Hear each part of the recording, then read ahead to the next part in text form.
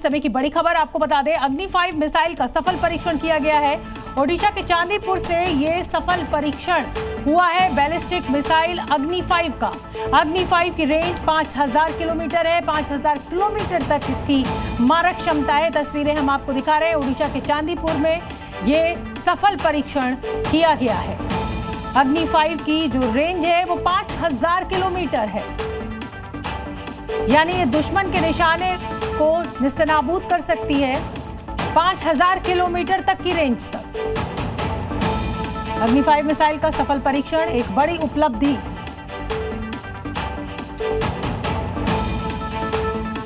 तो देखिए, ballistic missile अग्नि 5 का परीक्षण किया गया है। इसकी रेंज जो है वो 5000 किलोमीटर है, यानी दुश्मन के ठिकाने को ये 5000 किलोमीटर दूर भी हो तो भी निस्तनाबूद कर सकती है, खत्म कर सकती है। ये सफल परीक्षण अग्नि 5 मिसाइल का हुआ है। ये तस्वीरें आपको दिखा रहे हैं, एक बड़ी उपलब्धि।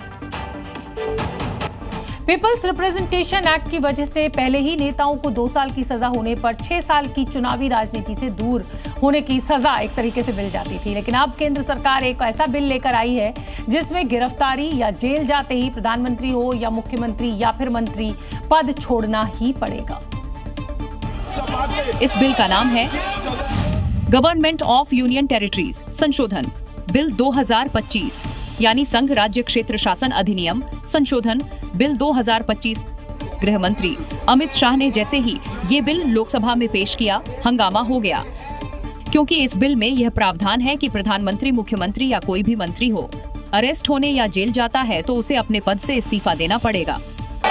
महोदय, मैं प्रस्ताव करता हूं कि संघ राज्य क्षेत्र शासन अधिनियम 1963 का संशोधन करने वाले विधेयक को पुनर्स्थापित करने की मंजूरी दी जाए।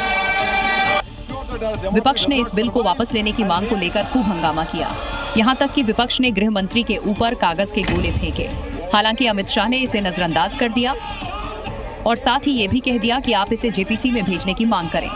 गौरतलब है कि केजरीवाल से लेकर तमिलनाडु के मंत्री वी सेंथिल बालाजी कई महीने तक जेल में रहने के बावजूद पद से इस्तीफा नहीं दिया था।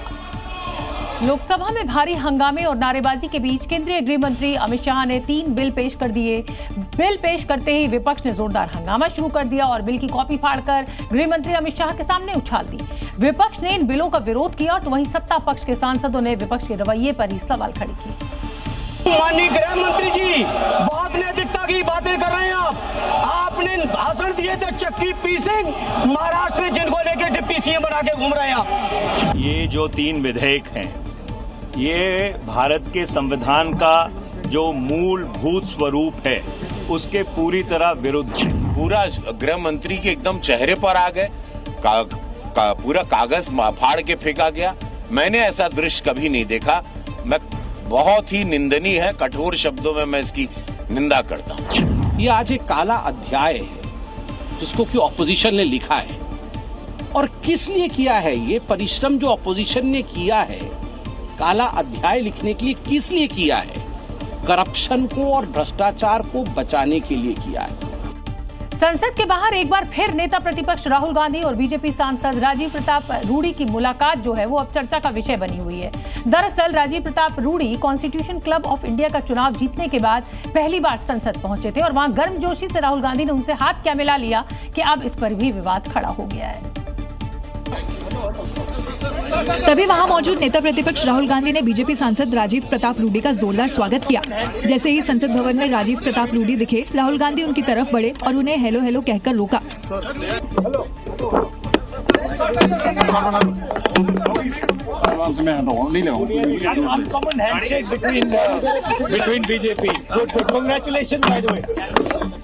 कॉन्स्टिट्यूशन क्लब ऑफ इंडिया के चुनाव से पहले भी दोनों के बीच मुलाकात हुई थी जो काफी चर्चा में आई थी।